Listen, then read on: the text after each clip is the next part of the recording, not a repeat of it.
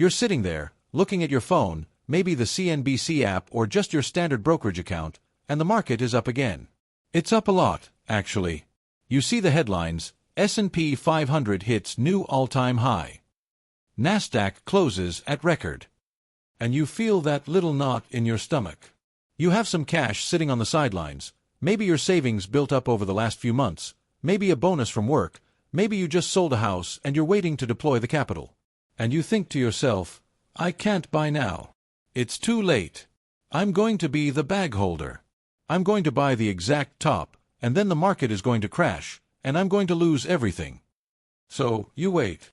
You wait for a pullback. You wait for the correction. You wait for the dip. And while you're waiting, the market just keeps going up. It's maddening. You feel like you're standing on the platform watching the train leave the station, and you're just glued to the spot, paralyzed by the idea that if you run and jump on right now, you're somehow going to ruin everything. My name is Zach, and I spend way too much time thinking about money, financial psychology, and why some people seem to effortlessly build wealth while others stay stuck in the same financial patterns for decades. And I've realized something really profound about that exact feeling, that paralysis.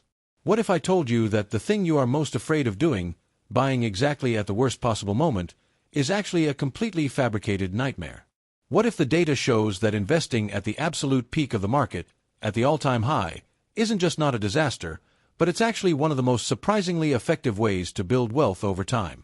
We're going to dig into the actual research, look at the historical numbers, and completely dismantle the psychological trap of waiting for the dip. And by the end of this, the way you look at market highs, and honestly, the way you look at your own fear, is going to fundamentally change. Let's just think about what an all-time high actually is. It sounds terrifying, right? It implies that things have never been more expensive. It feels like a cliff edge. Human psychology is wired to look at a chart that is going straight up and assume gravity is going to kick in at any second. What goes up must come down. We love a bargain. We love buying things on sale.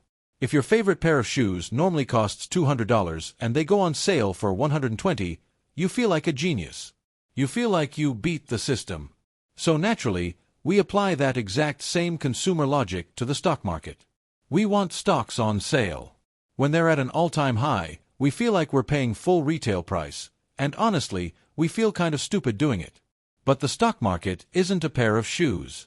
It's not a depreciating asset that loses value the second you take the tags off. When you buy a stock or an index fund, you are buying a slice of actual, living, breathing businesses. And here is the key distinction that completely flipped my perspective. Businesses are designed to grow. They innovate. They raise prices. They expand into new markets. They acquire competitors. A pair of shoes doesn't do that. A shoe just sits on your foot and wears out. But the companies in the S&P 500, they are out there every single day figuring out how to make more money tomorrow than they did today. So, if a business is fundamentally making more money, paying out more dividends, and holding more cash, why wouldn't the price of that business go up? An all-time high in the stock market isn't usually a sign of a bubble. It's just a reflection of the fact that the underlying economy and corporate earnings are also at all-time highs. We get so distracted by the price tag that we forget what the price tag is actually attached to. And once you realize that an all-time high is basically just a receipt showing that human progress hasn't stopped yet, it starts to feel a little less like a trap and a little more like a completely normal Tuesday. There was a study put out a little while ago by Capital Group. They're a massive asset manager. They've been around since the 1930s, so they've seen basically every market cycle you can imagine. They did something really fascinating. They went back to 1950 and they looked at the S&P 500. They asked one simple question. If you had invested a lump sum of money on the exact worst possible day of the year, the day the market closed at its absolute highest peak, what would have happened to your money? Now, before I give you the numbers, just guess. What percentage of the time do you think investing at the all-time high resulted in a negative return over the next 10 years? Take a second. Think about it. It's less than 5%. Out of all those decades, all those supposedly overvalued peaks, all those terrifying moments where the ticker tape was screaming that you were making a mistake, investing at the tippy top resulted in a loss over a 10-year period only about 5% of the time. 95% of the time, you made money. And the average annual return? It was around 10% a year. That is basically the exact same average return as if you had perfectly timed the bottom. You got the same reward without having to possess any supernatural timing abilities. Let that sink in for a second. You didn't have to stare at a screen at 3 a.m. during a pandemic panic. You didn't have to catch the exact bottom of the 2008 financial crisis. You just had to blindly throw your money in on the day the market looked the most expensive, wait 10 years, and you'd be sitting on a pretty substantial pile of wealth. I remember talking to a guy at a barbecue a few years ago. One of those situations where someone finds out what you do and suddenly they want you to manage their 401k. He was furious that he had bought into a tech-heavy index fund in late 2021. I bought the exact top, Zach, he told me, like he was confessing to a crime. And sure, if you look at 2022, it was brutal. He was down. But I asked him, "Are you retiring in 2022? He said no. I said, "Are you retiring in 2025? He said no, he's 38. I said, "Then why are you acting like the game is over?" We are so obsessed with the immediate aftermath of our purchases that we completely lose sight of the timeline we are actually operating on. If your time horizon is 30 years, what happens in the first 12 months is basically just noise. It's a blip. It's a rounding error on a long enough timeline. But let's push back on this a little bit, because it's easy to just throw numbers around. Let's talk about the actual pain. The reason we hate all-time highs isn't because of the math. The math is heavily in our favor. We hate all-time highs because of the drawdowns. If you invest at an all-time high, I can almost guarantee you that at some point in the near future, your portfolio is going to go negative. It's going to turn red. You're going to open your app and see a smaller number than the one you put in. That is a statistical near certainty. The average intra-year drawdown for the S&P 500 is around 14%. That means in a typical year, even if the year ends positive, at some point along the way, the market drops by about 14%. If you invest at an all-time high right before that drop, you feel like an idiot. You feel like you got played. And this is where the psychology really gets nasty. There's a concept in behavioral finance called myopic loss aversion. It basically means we feel the pain of a loss about twice as intensely as we feel the pleasure of an equivalent gain. If you make $1,000 in the market, you're happy for about 10 minutes. If you lose $1,000, you literally lose sleep. You think about it in the shower. It ruins your afternoon. So, when you buy at an all-time high and the market drops 10% the next month, that loss aversion kicks into overdrive. Your brain screams at you, "Sell. Get out. You made a mistake. Protect what you have left." And this is the great tragedy of investing at all-time highs. The math works out beautifully over 10 or 20 years, but human psychology usually forces us to bail out at year one. We turn a temporary paper decline into a permanent, realized loss because we can't stomach the heat. Honestly, it reminds me of baking. You put a cake in the oven, and it looks great for the first 10 minutes. Then it starts to fall a little in the middle. If you rip the oven door open and pull the cake out because it's falling, you don't get a cake. You get a raw, sticky mess. You have to leave it in the oven. You have to trust the process. Investing at an all-time high requires you to keep the oven door shut while the market does its weird, unpredictable, sometimes scary thing in the short term. Now, I know what you're thinking. Okay, Zach, but what if I'm smart? What if I don't buy the all-time high, but I wait for a 10% pullback, and then I buy? It sounds so logical. It sounds like the ultimate hack. But let me introduce you to the most expensive word in all of personal finance: timing. There is a famous study from Charles Schwab that looked at this exact scenario. They tested 5 different strategies from the year 2000 through the end of 2019. Strategy 1 was a perfect market timer. Someone who magically invested exactly $2,000 on the absolute lowest day of the year, every single year. Strategy 2 was investing on the first trading day of every year, no matter what. Strategy 3 was the worst possible timer. Someone who had terrible luck and invested $2,000 on the exact highest day of the year, every single year. Strategy 4 was someone who just parked their money in cash and did nothing. And Strategy 5 was someone who dollar-cost averaged, putting in a little bit every single month. Which one do you think won? Obviously, the perfect timer won. But do you want to know how much more money they had than the worst timer, The guy who bought the all-time high every single year for 20 years? It was about $34,000 on a $40,000 total investment. That's it. The worst timer in the world, the person who had supernaturally bad luck and picked the exact peak of the market every single year for 2 decades, still turned $40,000 into over $130,000. They more than tripled their money by doing everything wrong. And the person who waited in cash? They barely made anything because inflation just ate away their purchasing power. Waiting for the dip is an illusion.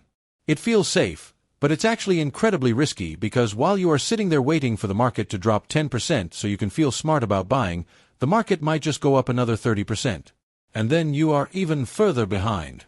You are paying a massive opportunity cost for the illusion of control. You are sacrificing guaranteed long-term growth just to avoid a temporary paper loss. It is a terrible trade-off, but we do it anyway because it feels emotionally protective in the moment. Let's look at a real-world example that really cements this. Think about the late 1990s. The dot-com bubble. If there was ever a time when buying an all-time high felt genuinely stupid, it was 1999. The market was euphoric. People were quitting their jobs to daytradepets.com. Price-to-earnings ratios were completely detached from reality. If you put $10,000 into the S&P 500 at the absolute peak of that bubble in March of 2000, what do you think happened? Well, initially, it was a bloodbath. Over the next 3 years, the market crashed. Your $10,000 dropped to around $6,000. You lost 40% of your money. If you were checking your statement, you felt physically ill. But let's zoom out. Let's skip the pain and fast forward to 2010. 10 years later. That $10,000 investment, despite starting at the worst possible moment of a generational bubble, was worth over $11,000. You had a positive return. And today, that original $10,000 investment at the absolute peak of the dot-com bubble would be worth over $60,000. You took the worst possible entry point in modern stock market history, sat on your hands, did absolutely nothing, and you still sextupled your money. That is the sheer, unyielding power of economic growth over a long time horizon. It completely overwhelms the terrible timing of your entry point. The businesses kept inventing. They kept selling. They kept adapting. The bubble popped, but the underlying engine of the economy kept moving forward. And this brings me to a really important aside. I think we have to stop treating the stock market like a casino, and we have to stop treating our investments like a scoreboard. It's hard, I know, because every financial app is designed to make you look at it like a scoreboard. It's green, it's red, it's up to the minute, it's vibrating your phone with alerts. But when you invest at an all-time high, you are essentially placing a bet on human ingenuity. You are saying, I believe that 10 years from now, humans will have figured out how to create more value than they do today. And honestly, if you don't believe that, why are you investing at all? If you fundamentally believe the world is going to regress, if you believe innovation is dead, if you believe companies are going to stop making money, then you shouldn't own stocks. You should own canned beans and ammunition. But if you have even a baseline level of optimism about the future, then buying at an all-time high shouldn't scare you. It's just the price of admission to a world that is constantly, albeit messily, moving forward. So, what do we actually do with this information? How do we apply this to our lives tomorrow morning when we log into our brokerage accounts? Because knowing the data is one thing, but overriding your nervous system is a completely different beast. First, you have to redefine what a good investment looks like. A good investment is not defined by what happens in the first 30 days. A good investment is defined by where you are in 10 to 20 years. When you buy at an all-time high, you have to consciously decouple your emotional state from the short-term volatility. You have to look at your portfolio dropping and say, this is expected. This is the price I pay for long-term returns. If you can't do that, if you know that a 10% drop will cause you to panic sell, then you shouldn't be investing a lump sum. Which brings me to the second point. If the psychology of a lump sum at an all-time high is just too brutal for you, and for a lot of people it genuinely is, then use dollar-cost averaging. This is the strategy where you take your cash, divide it into equal chunks, and invest it over a period of, say, 6 or 12 months. Yes, mathematically, over very long periods, lump summing slightly outperforms dollar-cost averaging because markets go up more often than they go down. But we are not robots. We are emotional creatures with cortisol running through our veins. If dollar-cost averaging is the psychological training wheels that allow you to actually get your money into the market instead of letting it sit in a savings account earning 2% for 5 years, then do it. The best investment strategy in the world is the one you can actually stick to without having a panic attack. Third, and this is maybe the most frustrating but necessary piece of advice, you have to automate it. You have to take your own flawed, emotional hands off the wheel. Set up auto investments. Have money pulled from your checking account on the 1st and 15th of every month and put directly into your index funds, regardless of what the market is doing. If it's an all-time high, the robot buys. If it's crashing, the robot buys. You don't look at the headlines. You don't check the ticker. You just let the algorithm do the work. Because the research shows that when you remove the human from the decision-making process, returns go up. We are our own worst enemies when it comes to money. And finally, I want you to change the way you talk to yourself about market highs. The next time you see a headline saying the S&P 500 hit a new record, I want you to consciously replace the word dangerous with the word confirmation. An all-time high is a confirmation that the economy is expanding, that corporate profits are rising, and that the long-term trajectory of human progress is still intact. It means the system is working. It's kind of like driving on a highway. If you're driving down the highway and your speedometer says 70 miles per hour, you don't slam on the brakes because you've never gone 70 miles per hour before. You don't say, "Oh no, this is an all-time high speed, I'm definitely going to crash." You just keep driving because the car is built for it, the road is built for it, and 70 is just a reflection of the momentum you've built up. The stock market hitting an all-time high is just the economy's speedometer. It just means we're moving forward. I think the reason this topic resonates so deeply with people, and the reason I spend so much time thinking about it, is that it exposes how much of our financial life is dictated by fear. We dress up our fear as prudence. We say we are being cautious or waiting for a better entry point. But a lot of the time, it's just fear. It's the fear of looking stupid. It's the fear of regret. We are more afraid of losing 10% on paper than we are excited about gaining 200% over a decade. And it's a shame, because the market is this incredible wealth-building machine that is available to almost anyone with a smartphone and a few extra dollars. It's one of the most democratized tools for upward mobility in human history.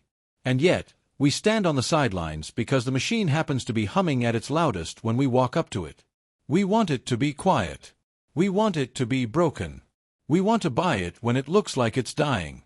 But the reality is, you can buy it when it's thriving, and as long as you don't unplug it halfway through the cycle, it will still work for you. So, if you have cash sitting on the sidelines right now, and you've been waiting for a crash, I want you to ask yourself one honest question. What exactly are you waiting for? How low does it have to go before you feel safe? Because if it drops 20%, the headlines are going to be terrifying. They're going to use words like crisis, and recession, and bloodbath. And if you were too scared to buy at an all-time high, I promise you, you are going to be way too scared to buy when the market is actively falling. The fear doesn't go away when the market drops, it just changes its shape. The only way to win this game is to accept the discomfort of the present moment for the sake of your future self. You buy the all-time high. You accept that there might be a rocky patch ahead. You hold on. And you let the greatest wealth-generating machine on earth do what it was designed to do. You don't need to be a genius. You don't need a Bloomberg terminal. You don't need to time the market. You just need the patience to let time do the heavy lifting. Stop letting an arbitrary number on a screen dictate whether or not you get to participate in your own financial future. The all-time high isn't a wall keeping you out. It's just an open door. Walk through it.